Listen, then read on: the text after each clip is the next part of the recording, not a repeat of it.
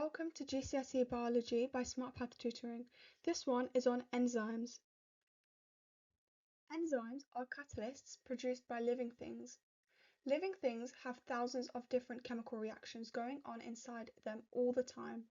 These reactions need to be carefully controlled to ensure that they get the right amounts of substances. You can usually make a reaction happen more quickly by raising the temperature. This would speed up the useful reactions, but also the unwanted ones too, which is not good. There's also a limit to how far you can raise the temperature inside a living creature before its cells start getting damaged. Living things produce enzymes that act as biological catalysts. Enzymes reduce the need for high temperatures, and we only have enzymes to speed up the useful chemical reactions in the body. A catalyst is a substance which increases the speed of a reaction without being changed or used up in the reaction.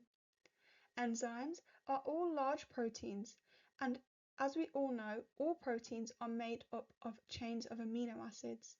These chains are folded into unique shapes which enzymes need to do their jobs.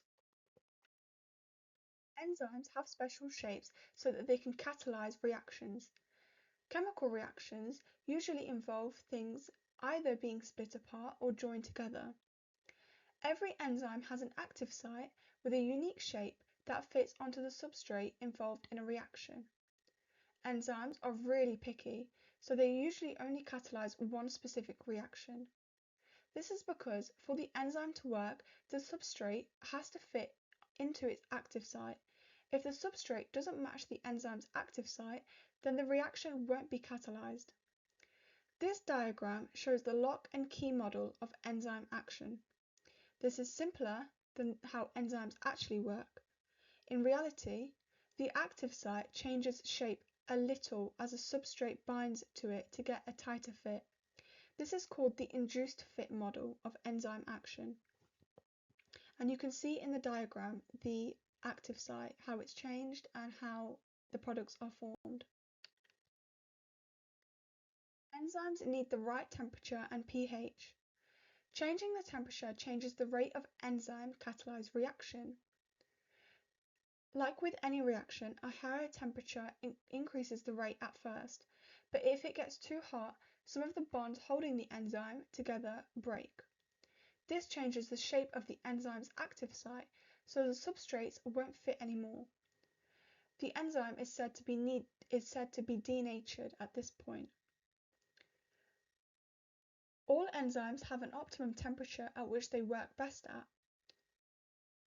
The pH also affects enzymes. If it's too high or too low, the pH interferes with the bonds holding the enzymes together. This changes the shape of the active site and denatures the enzyme. All enzymes have an optimum pH at which they work best at. This can be seen in the photograph just on the right.